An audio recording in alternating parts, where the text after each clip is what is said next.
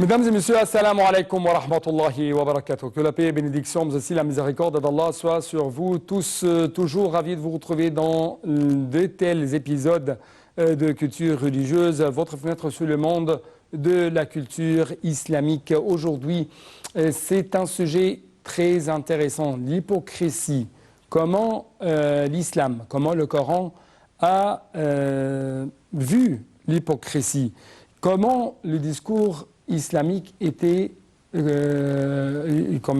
le Coran, en ce qui concerne l'hypocrisie. Quels sont les caractères des hypocrites?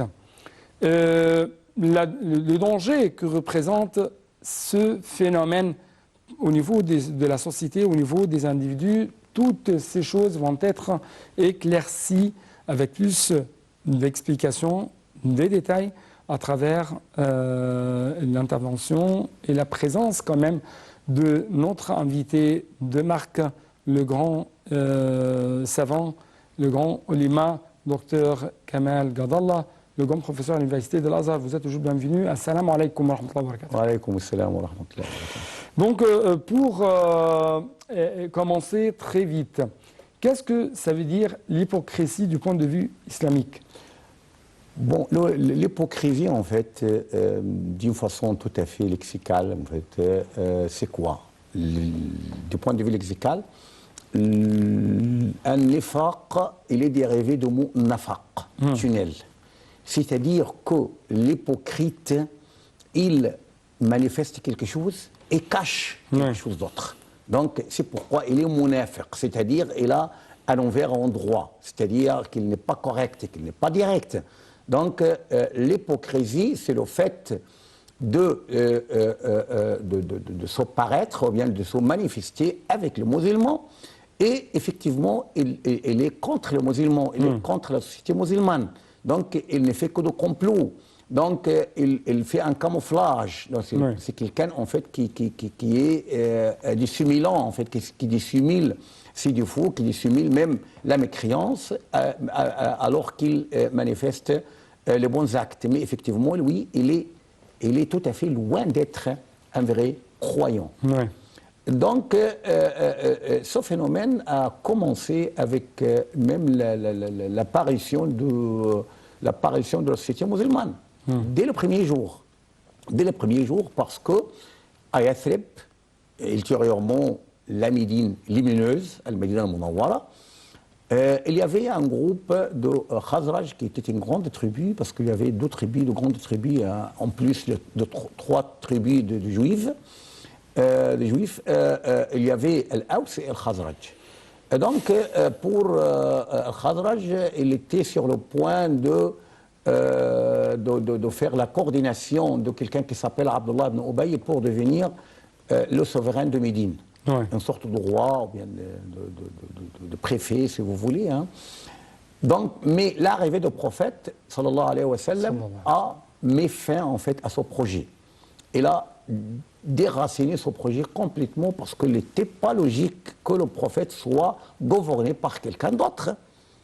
D'accord? C'est le prophète, en fait. Donc, c'est le commandement, le chef de la vie et de la religion en même temps.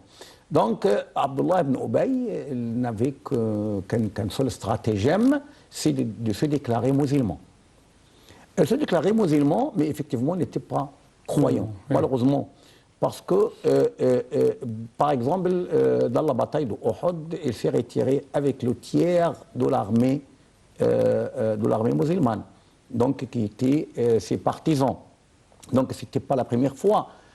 On y ajoute également la bataille de Tabouk, lorsque le prophète était l'obligation de confronter qui? De faire face à qui? Aux Byzantins. Aux Byzantins, donc, c'était une grande puissance, parce qu'à l'époque, il n'y avait que les Perses et les Romains, ou bien le Byzantin aussi, donc, comme par exemple l'Angleterre et la France dans une certaine époque, et actuellement les États-Unis et la Russie. Donc, c'est l'une de deux grandes puissances. Donc, le prophète, il n'avait pas l'habitude de déclarer sa destination, mais cette fois-ci, à cause de dangers et de situations sensibles de la bataille, il l'a déclaré. Il a dit, on est en train de nous combattre avec le Byzantin. Donc, un bon nombre, en fait, de musulmans qui étaient hypocrites à l'époque, ils présentaient plusieurs excuses au prophète sallallahu alayhi wa sallam pour ne pas sortir avec lui vers la bataille. Parmi ces prétextes qui vous montrent à quel point, malheureusement, ils ne gardent que la bassesse et, si vous voulez, en fait, le caractère tout à fait détestable. Quelqu'un parmi les hypocrites, vous savez-vous qu'est-ce qu'elle a dit au prophète? Elle a dit au prophète, permettez-moi de ne pas sortir avec vous, parce qu'en fait, les femmes byzantines, en fait, elles sont très jolies, et j'ai peur d'être séduit par elles. Quelle bêtise, excusez-moi, parce que qui est en plein danger de la guerre, est-ce qu'elle pourrait, par exemple, avoir le temps ou bien le tempérament de se trouver en plein désir? Impossible. Hein. Donc, ce sont donc des prétextes tout à fait futiles. Tout à fait futiles aussi, qui montrent que ce monsieur, en fait, il était sous le coup de la séduction.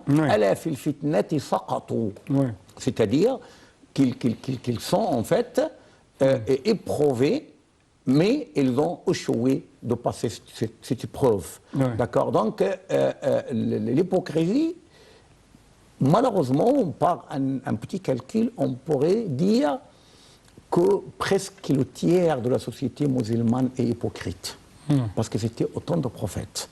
Le fait de se retirer avec le tiers de l'armée, cela montre que presque le tiers des musulmans ne sont pas des vrais croyants.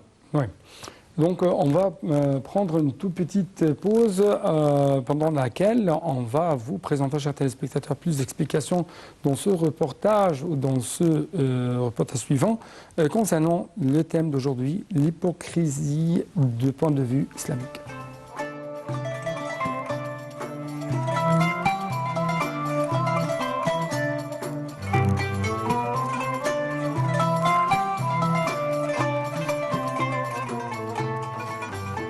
De nombreux oulémas ont mentionné que l'hypocrisie se divise en deux types. L'hypocrisie dans la croyance, certains oulémas nomment cette forme d'hypocrisie majeure. C'est lorsque la personne montre sa croyance en Allah, en ses anges, en ses livres, en ses messagers et au jour dernier, mais cache ce qui contredit une partie ou l'ensemble de cela. Dans le Coran, Allah maudit de tels hypocrites et les qualifie d'incroyants. Le Coran mentionne aussi qu'ils sont destinés à résider dans les profondeurs les plus abyssales de l'enfer. L'hypocrisie dans les actes. Certains oulémas nomment cette forme d'hypocrisie mineure. C'est lorsque la personne possède quelques-unes des manières d'être des hypocrites, comme le mensonge et le relâchement dans l'accomplissement de la prière, mais qu'elle croit toujours en Allah le Tout-Puissant, en son messager et au jour dernier. Il a été narré dans le hadith que le prophète a dit: il y a 3 signes révélateurs de l'hypocrisie. Lorsqu'il parle, il ment. Lorsqu'il fait une promesse, il la rompt. Et lorsqu'il est chargé de quelque chose, il trahit la confiance placée en lui. Les hypocrites en islam sont connus pour de nombreuses caractéristiques. Ils disent avec leur langue ce qui n'est pas dans leur cœur. Ils trompent les croyants. Ils causent la corruption sur terre par leurs paroles et leurs actions combinées. Ils se moquent des croyants. Ils jurent faussement afin de dissimuler leurs crimes. Ils s'allient aux incroyants et ils les soutiennent contre les croyants. Ils font des efforts pour démoraliser et décevoir les croyants. Ils conspirent contre les croyants ou y participent. Ils se réfèrent à la législation d'autres qu'Allah et son messager. Ils diffament les croyants et remettent en question les intentions des obéissants. Ne sont que quelques-uns de nombreux autres.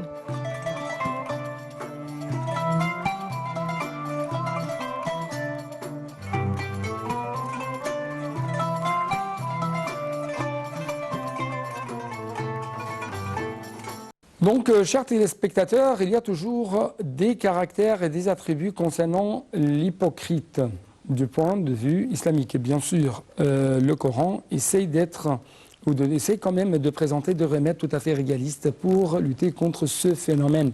L'hypocrisie dans la société comment? C'est ce qu'on va savoir, encore une fois, à travers les éclaircissements de notre invité, Dr Kamal Gadallah. Premièrement, comment vous trouvez, d'après le point de vue islamique, les grands caractères des hypocrites. Oui, le prophète, salut sur lui, nous a en fait dit deux hadiths à cet égard. Premièrement, ayat al-munafiq salas, c'est-à-dire les signes, ou bien les signes à travers lesquels on pourrait détecter l'hypocrite sont au nombre de 3. Iza hadatha kazab, lorsqu'il parle, il ment. Iza wa'ada akhlaf, lorsqu'il s'engage de quelque chose, il le trahit. Wa iza tumina khan, c'est-à-dire lorsque lui confie quelque chose, donc il ne fait que la trahison. D'accord? Donc ce sont 3 attributs qui se trouvent également aussi dans le Coran. Nous avons un autre hadith, أربع من كنا فيه كان منافقا خالصا ومن كانت فيه خصلة من النفاق منهن كان فيه خصلة من النفاق حتى يدعها. C'est-à-dire il y a 4 attributs, bien 4 signes. Lorsqu'ils se réunissent chez quelqu'un, donc il est purement hypocrite. Et lorsqu'il a un seul signe, donc il a un signe d'hypocrisie, c'est-à-dire il est hypocrite en quart, il est hypocrite en moitié, il est hypocrite en 3 quarts, il est entièrement hypocrite lorsqu'il réunit, ma'azallah, les 4 signes. إذا حدث كذب, lorsqu'il parle, il ment. إذا تمنى خان, lorsque lui confie quelque chose, donc il le trahit, soit secret, soit par exemple des biens, amwal, etc. وإذا عاهد غدر, lorsqu'il s'engage, donc il viole son engagement.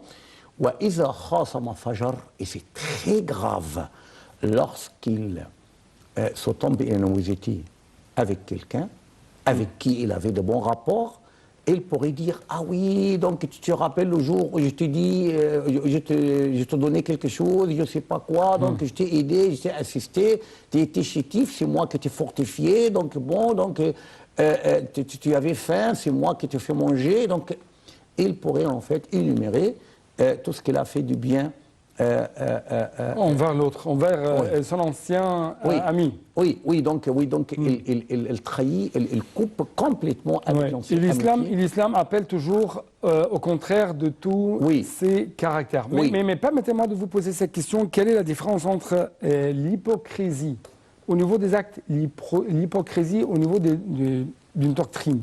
D'accord. Avant de passer à cette question, je voudrais mettre l'accent sur une petite chose, c'est comment remédier à l'hypocrisie. C'est-à-dire, j'aimerais le rapporter un peu. Ça sera à la fin de cette édition. Mais quelle est la différence entre ces deux genres? L'hypocrisie, malheureusement, elle pourrait être au niveau de la doctrine, à l'aqida.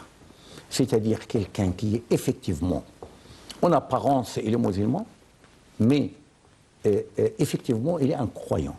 Kafir, c'est quelqu'un qui cherche à tromper toute la communauté musulmane. Mais il finit en fait tromper Allah lui-même. C'est-à-dire qu'il cherche à tromper Allah, à camoufler Allah, en disant nous sommes de croyants alors qu'effectivement ils sont des incroyants. Mais nous, mais effectivement ils sont kuffar, incroyants.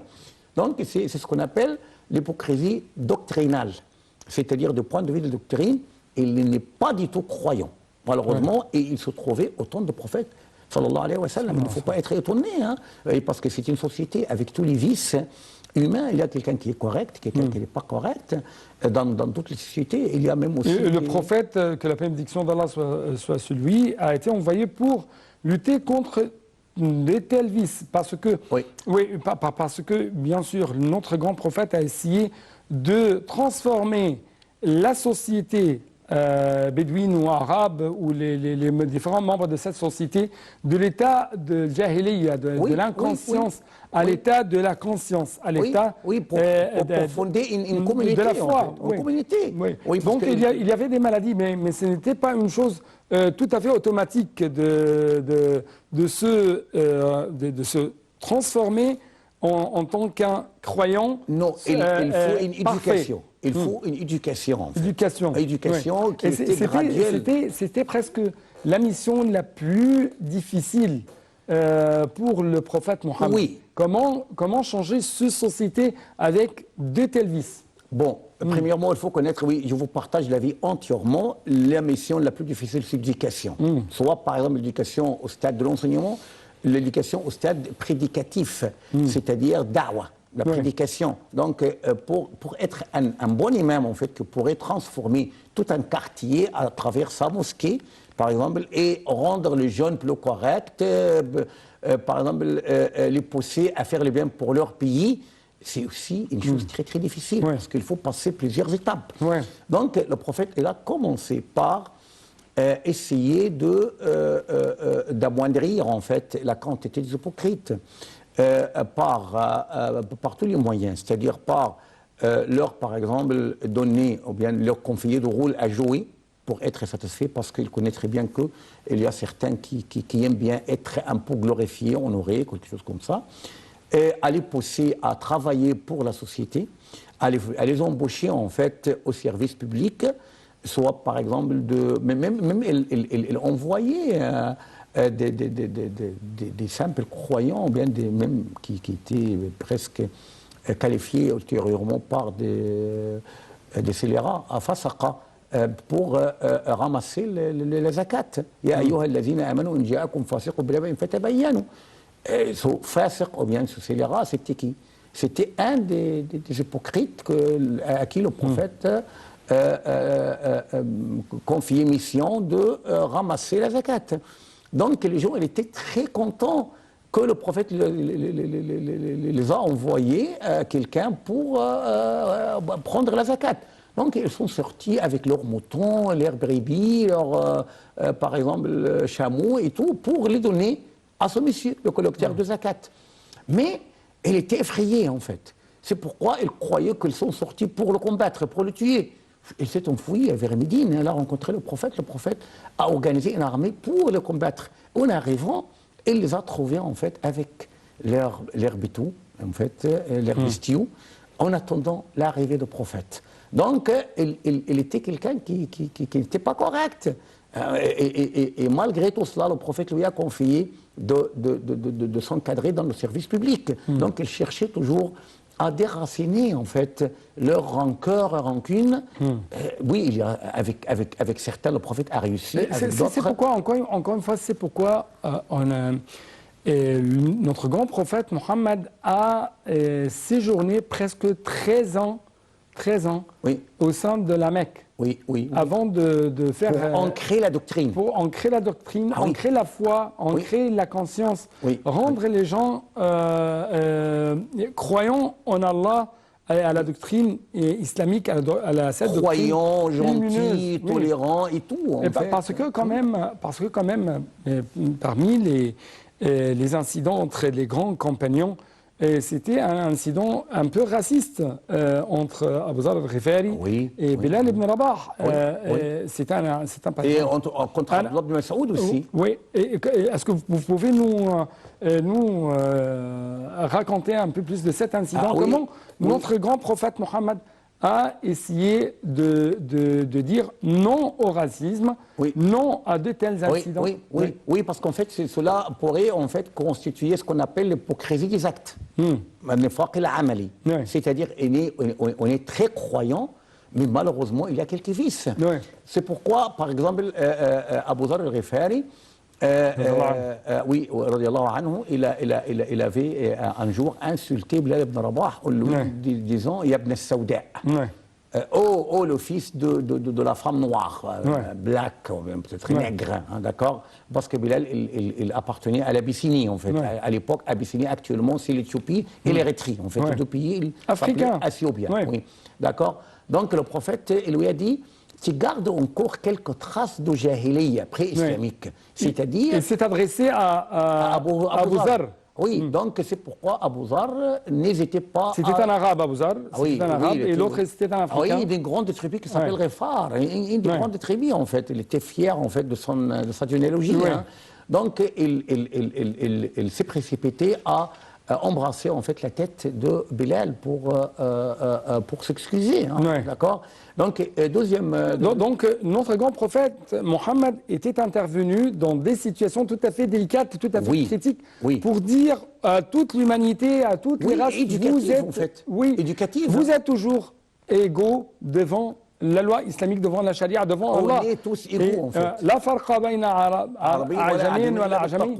C'est-à-dire, il n'y a aucune différence entre un arabe ou un arabe seulement par la piété. La piété. La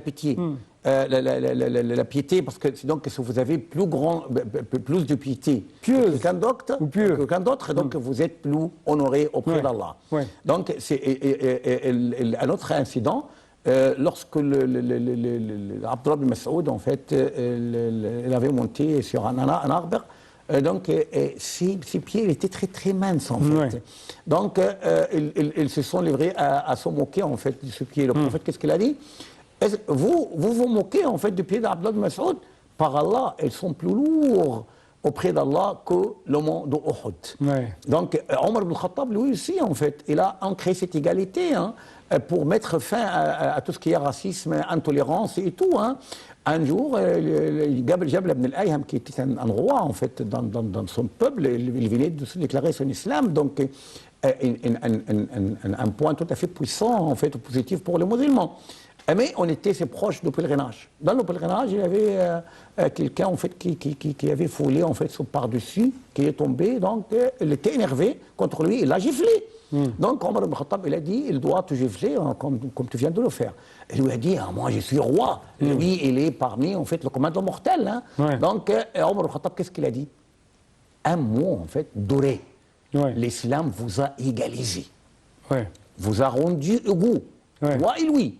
Donc, si je le fais, si je ne me soumets pas, en fait, à votre décision, il lui a dit, bon, donc tu seras obligé, en fait, de le faire. Donc, il s'est enfoui, et s'est apostasié, et mieux, en fait, non-musulman. Donc, Omar ibn Khattab s'en fichait totalement de n'importe quelle répercussion, mais il a ancré, en fait, pour que la société soit saine, il a mis fin à cette hypocrisie des actes et ancré l'égalité. Le remède à l'hypocrisie, comment l'islam a essayé de nous donner les grandes prescriptions réalistes pour lutter contre l'hypocrisie?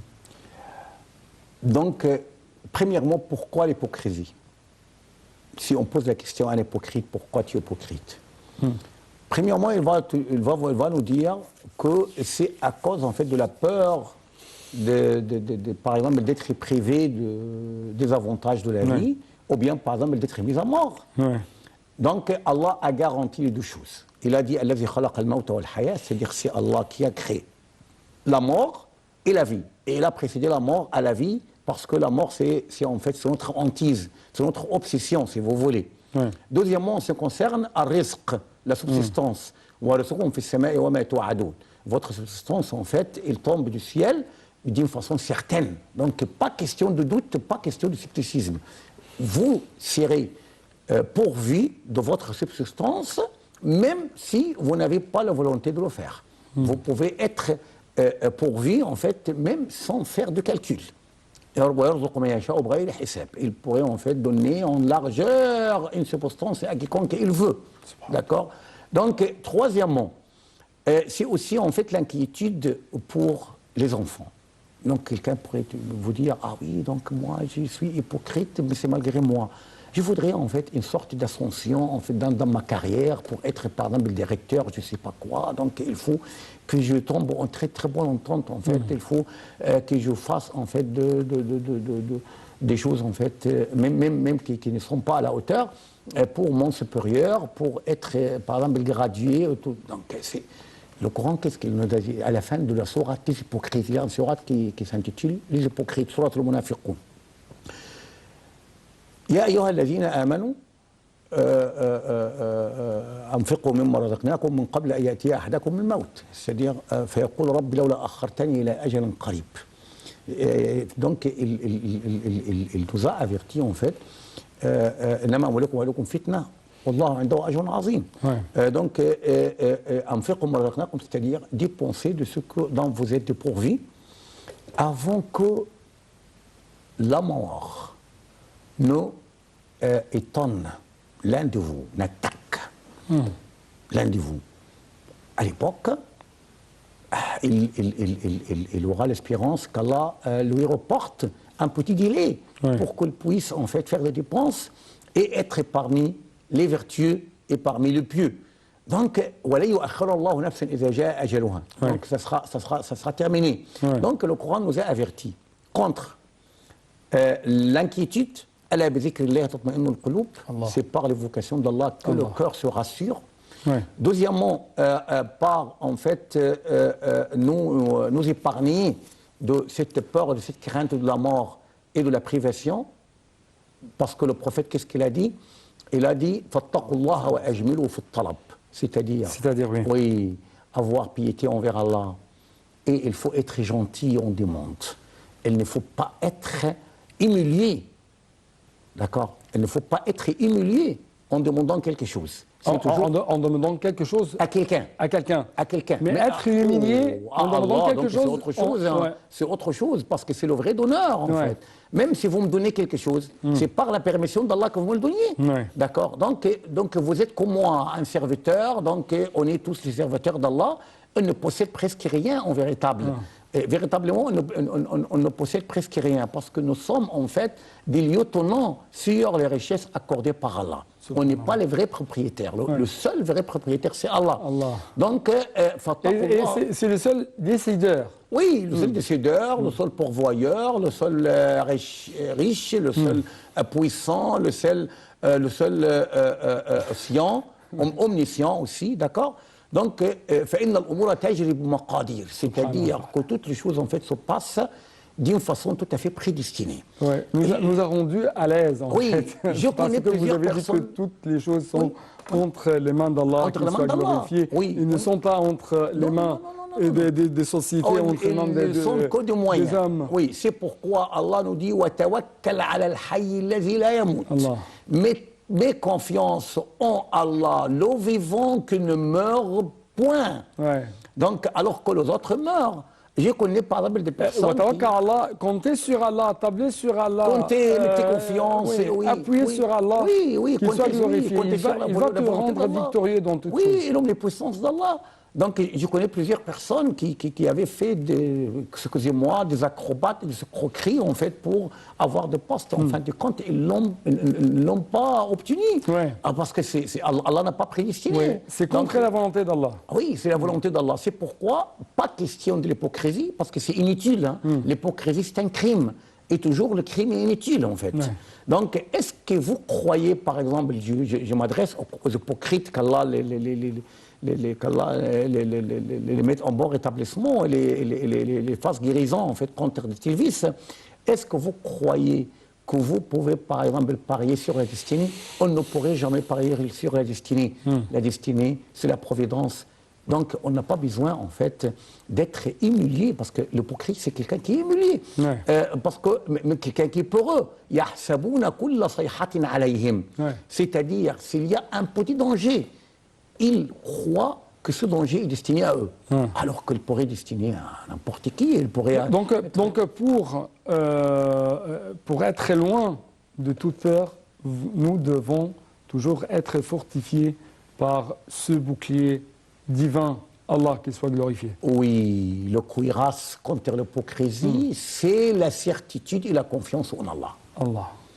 Pas d'autre question, parce que si vous mettez confiance en Allah, donc, qui vous pouvez, par exemple, avoir peur. Donc nous devons toujours être confiants à Allah, qu'il soit glorifié, satisfaits de ses actes et toujours être des gens honnêtes, sincères. Oui, je termine par une petite chose. Allah nous a dit « wa qul a'malu ». Au vrai, il n'a pas dit « wa qul injahu ». Réussissez. Parce qu'en fait, la réussite, le succès et tout, donc, il est parmi les mains d'Allah, dans le sens figuré, comme vous venez de le dire. Donc, nous devons déployer tous les efforts possibles, logiques, légaux et légitimes. Et il faut remettre le résultat et le bilan de notre travail à Allah. Qu'il soit glorifié. Je dois vous remercier infiniment pour ce grand épisode. Merci beaucoup. Merci, chers téléspectateurs, pour votre attention. Et toujours, vous devez être confiants envers Allah et vous devez être tout à fait à l'aise parce que toutes les choses, le monde sont entre les mains d'Allah, qu'il soit glorifié. Assalamu alaikum wa rahmatullahi wa barakatuh. Que la paix et bénédiction, mais aussi la miséricorde d'Allah soit sur vous tous et au revoir.